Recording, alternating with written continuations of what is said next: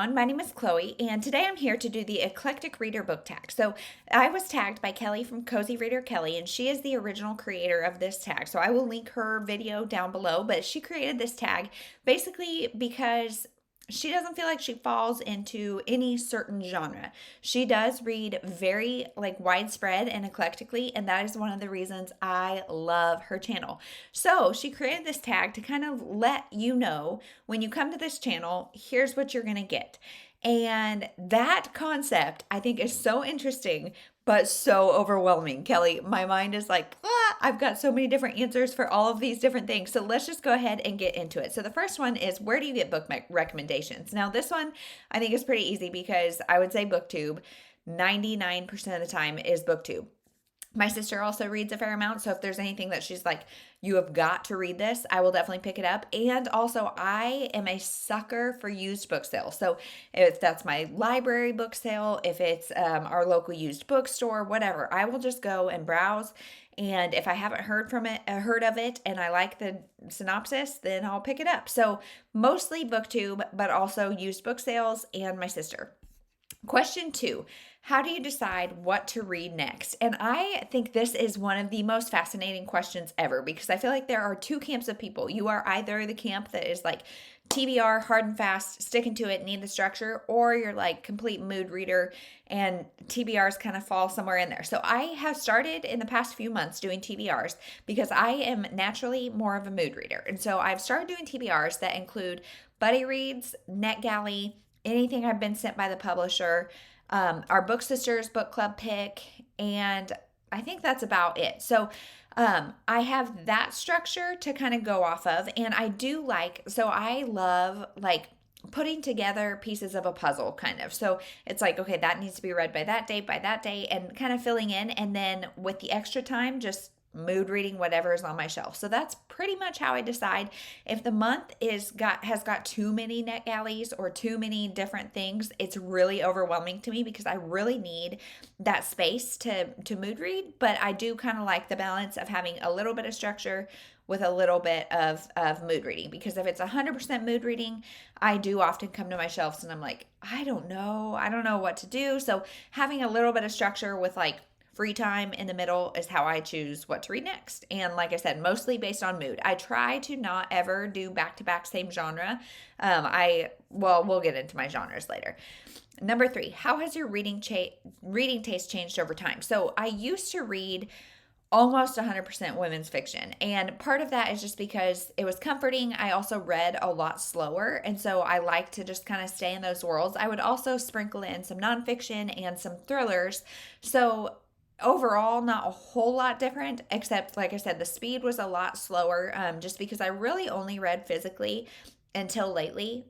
Well, that's not true. I got a Kindle, but I don't prefer ebook reading. I really prefer audio or physical, and audiobooks are something I just have recently discovered. So I also, because I have read so much women's fiction, I have gotten a lot more particular about what I like to read within the genre, and I've gotten to be a lot more critical of it because I have read good stuff. Same goes with YA contemporary. I've always kind of loved that too, but now I'm older. So it's also I'm definitely not the target audience, and I've read so much of it that it's harder to impress me, I guess. Now I would say after joining BookTube, I'm definitely more open to a lot of other things like dystopian books, middle grade, graphic novels. All of that is stuff that I would have never really touched before just because I didn't know about it, and I just kind of stayed in my lane. And now I really like to read eclectically, which is why Kelly tagged me in this. So next is, what genres or subgenres do you never or usually never read? I almost never read horror just because I am a chicken. I think there is that fine line between thriller and horror when one becomes the other. But truthfully, my favorite thrillers even are domestic thrillers where it's not any gore, it's more psychological. So horror I don't typically read. Erotica I don't read. But you guys know, books with steamy scenes, it's they're okay to an extent, but I definitely don't read full on erotica. high fantasy. I don't do that just because I'm not smart enough. Like, I feel like reading is my escape. I am a mom of a 1 and a 3-year old, so I feel like my mind is always a little bit like blah, blah, blah, blah, blah. So trying to like get into a fantasy world is really hard for me and just not something I enjoy. So there, I would say those are 3 like subgenres or whatever that I don't typically pick up. Not to say I won't ever. I mean, I might someday, maybe. What are 5 specific subgenres you enjoy? Include a recommendation or 2 for each one. So, Kelly, this is where you got me. I was like trying to think of my answers to this, and it's like, oh, but I really like this. Oh, but I really like this. Oh, but I really like this. So, I'm going to give you 5, but no, there are so many more. And she said, like, get as specific as you can, but I'm kind of like mixing it up. Some are really specific, some are really not. So, my favorite trope within romance is first love, second chance. I love that trope. So 2 of my favorites are Love and Other Words by Christina Lauren. Just so good. And Eleanor and Gray by Brittany C. Cherry. There are many more, but that, like, something about that, I love like the innocence of a first love. I also find that you typically get, like, specifically with those 2 stories, you do get a YA portion and an adult portion, which really like feeds my craving for a YA contemporary. But I just, something about the innocence of falling in love, and then it depends what breaks them up, but most of the time something outside of their control breaks them up, and then they get back together. And I love it. I love it. I am a sucker for that and think it's just so great and sweet. And I also like Friends to Lovers, and I think there's that element of sweetness to it and like connection beyond the physical that I love it. I can't get enough. So the other thing that I like, another one, number 2 for me, is middle grade graphic novels. I would have never told you that I would like a graphic novel, that I would read a graphic novel, that I would read a middle grade graphic novel as a 32-year-old woman with kids that aren't in this age range either. But I love them, you guys. So some of my favorites are New Kid by Jerry Craft. There's also a sequel to that called Class Act that I really like. Let's see, White Bird by R.J. Palacio. I really like that one. That is a World War II middle grade graphic novel that was so good. And I mean, there's 2, but graphic novels in general, Lucy Knisley, she is one of my all-time favorite adult graphic novelists. And I don't know, my sister introduced me to graphic novels and I love them. I don't read them so often, but when I do, I love them. Next is domestic thrillers. Like I said, I really like domestic thrillers that are either a husband and wife or sisters. Sisters is definitely one of my buzzwords, and so any of those kind of things. So Behind Closed Doors by B.A. Paris, that's one of my favorites. That one is definitely a slower domestic thriller where it's very like tense and paranoid, and not necessarily a ton of like twists and turns in your face, but more of just like this ominous feel of like, what the hell is going on?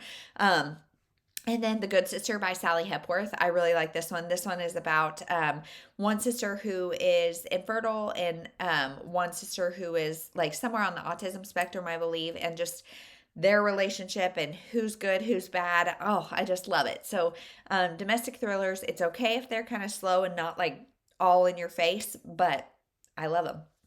Next is anything with short chapters. So I don't know if this is a subgenre or not, but I love anything with short chapters. If you can just flip through and feel really productive, I'm like, okay, cool. Especially because my physical reading time is a lot lower, but that's also what I love.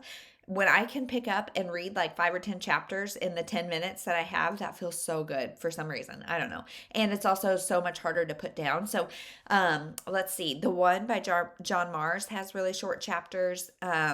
Anything by James Patterson, which I don't typically like detective stories or anything like that, and a lot of his are, but something about that short chapter really like sucks me in and I like it anyway, so I can't explain that.